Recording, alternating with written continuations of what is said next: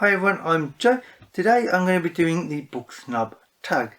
This tag was originally created by Tia and All the Books, and I was tagged to do this by a good friend of mine, Raya, whose channel is the Bookfinch. I will link both of their channels in the description box below, obviously, and I would recommend checking out both of their channels. Now, a tag video is, as always, essentially just a way for you to prompt the video creator to talk about a particular subject in an area that they might not always talk about in their usual weekly or daily or however often they do videos basis.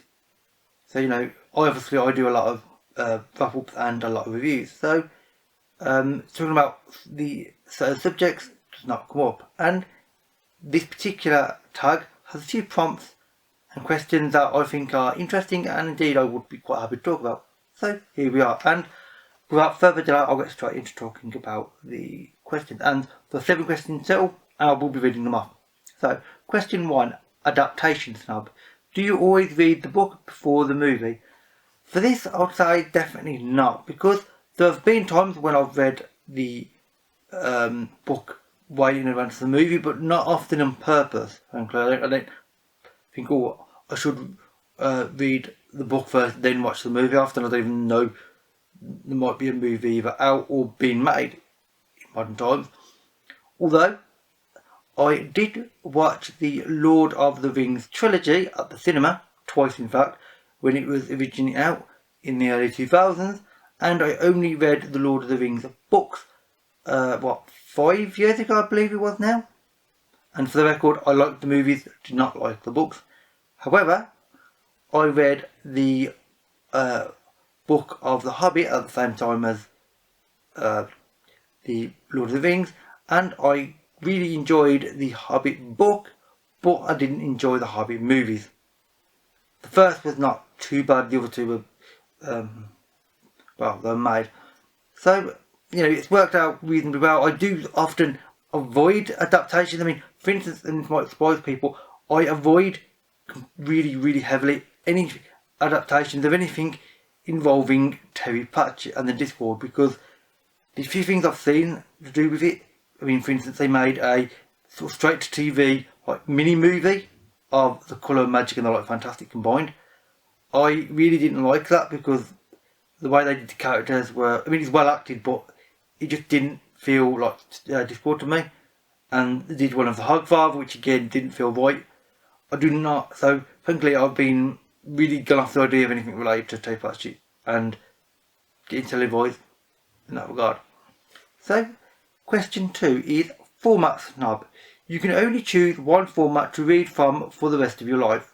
Which one do you choose? Physical, electronic or audio? And this is really obvious, because it is of course physical, in particular paperback, because it's what I've always read. I mean, for the record, I did when I was younger have access to a certain amount of audiobooks. My library at the time was considerably better than it is now. In recent years it's had basically no extra funding, so it's bad. At the time when I was in my youth, it was better, and I did indeed listen to audiobooks, which I enjoyed, but that's faded off. So now it's paperbacks, because my sisters had paperbacks. It's just I literally learned to read paperback books. My sisters didn't have hardbacks either, so it was just, I learned to read on physical paperbacks. It's just an evolutionary thing on my reading journey. Number 3, Ship Snob. Would you date or marry a non-reader? This question amuses me because, of course, would you date or marry a non-reader? Sort of a ridiculous in a way, but I would say definitely yes. I mean, I'm not marrying somebody because they happen to have a large amount of books on their bookshelf. I mean, that would be, frankly, strange and probably unhealthy for both people involved. However, I would greatly appreciate an appreciation of books from the other person, because by this I do not expect them to be a big reader or even to be a particular reader at all. I just they need to appreciate what reading is and what it means for other people. In particular, obviously, if I was, dating or marrying them, then, they would have to appreciate that I need to read it. It makes me feel better in myself. I mean, because I do know of people that actively do not like reading, and they don't understand reading at all, and they think people that read are weird. So I couldn't be with somebody like that. That would annoy me. So, so as long as they have the appreciation of reading, and that's all that matters, frankly, on that particular area. I mean, for the record, I've been single the whole time I've been on BookTube for the last 8.5 years, so, it makes me small. Question 4. Genre Snob. You have to ditch one genre, never to be read again for the rest of your life. Which one do you ditch? Now, for this, there's two really I would have to say that I'm sort of possibly do. And that is either classics. Now, obviously, I don't mean science fiction classics or anything. I mean what you class as a literary classic, Jane Eyre, that kind of thing, which for the record I haven't read. The classics don't work for me. I've tried to read them. Every so many years I'll try and read another one, and every time I'm just like, I don't get what it's trying to say, and I don't like the writing or anything to do with the book. And another genre that I don't like is, frankly, that I could happily not be bothered about, is young adult YA. Now, obviously, young adult is very popular on BookTube. It's not popular with me. I never understand the way that a lot of young adult books seem to focus on characters in a way that I don't get, frankly. Now, I don't mind, there are a lot of science fiction books that have younger characters in them, but they are science fiction first, and they happen to have, young adult characters. Books that are often classified as young adult primarily, and focus on the characters, and science fiction is more like, like an added extra. That's what that doesn't work for me. And so, yeah, young adult doesn't really work for me at all. So, classics or young adult. Okay. Question 5 is Uber Genre Snob. You can only choose to read from one genre for the rest of your life. Which genre do you choose? And for this, I've virtually answered in the last question, actually. Science fiction. Although, it's a bit conflicted, actually, in a certain way with that. Because although it's science fiction now, I do also need fantasy. Because, of course, I learnt to read, as I've mentioned in many other videos in the past, on Terry Pratchett books. This one in particular, which is obviously fantasy. So without fantasy, I wouldn't have learnt to read, and I wouldn't be where I am now. But now, I do need science fiction because I read over 60% science fiction a year. So it's kind of science fiction and fantasy, really. I kind of can't do without. The one, to me, is almost interchangeable with the other. Although science fiction has the edge, I suppose, if you ever had to push it. But I would not like to be without fantasy, though. I mean, this world and other books, they are rather important to me. Although I may not talk about them as frequently. Question 6 is Community Snob.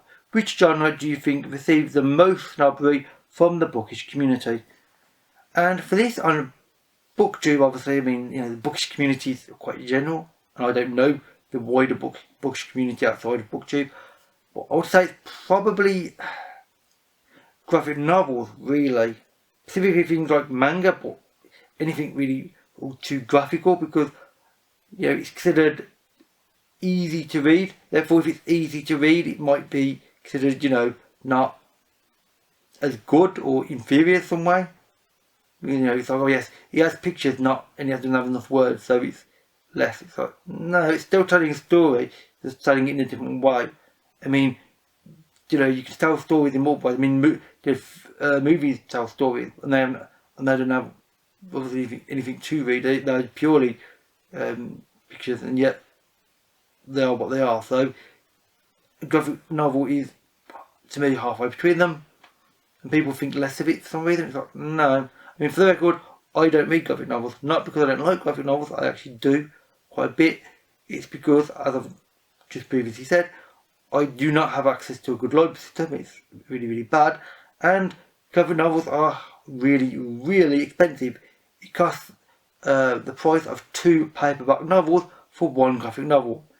And a graphic novel takes a few hours to look at, as opposed to books. So I can't justify the price, frankly. So graphic novels are a non-option. I physically can't read them because I just don't have the access to them at all at this time.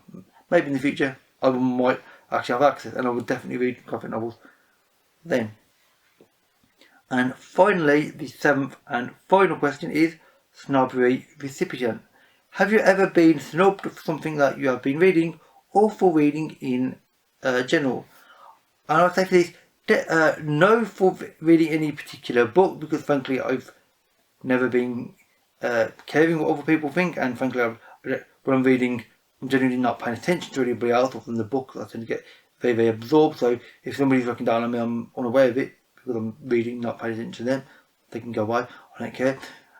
But I know of a few people, and indeed in my real life that I still know today, that, as I've said and mentioned in the previous answer, there are certain people that just don't understand reading and actively don't like reading and think that reading is somehow stupid. You know, it's like, what would you read for? You should watch TV or something instead. You get more from it. Yeah, those people whom I don't understand on a very fundamental and major level, yeah, I don't always get on with them entirely, and let's say, yeah, they look down on me, but then I look down on them for literally thinking reading is somehow for stupid people. It's like, that's kind of more reverse. And to me, I consider if you don't read to be frankly strange at all. Anyway, with that is it for this tag. Now, I'm not going to tag any people. If you would like to do this video, then please consider yourself to be tagged by me. That is a bit of a easy answer for the tag part, but it's what I always do because I never know who to tag or who would enjoy doing this. So if you think it's something that you enjoy, then go ahead. All my social media links can be found in the description box below. And with that said, that is it for this video. So thank you for watching, and I'll see you in another one. Bye for now.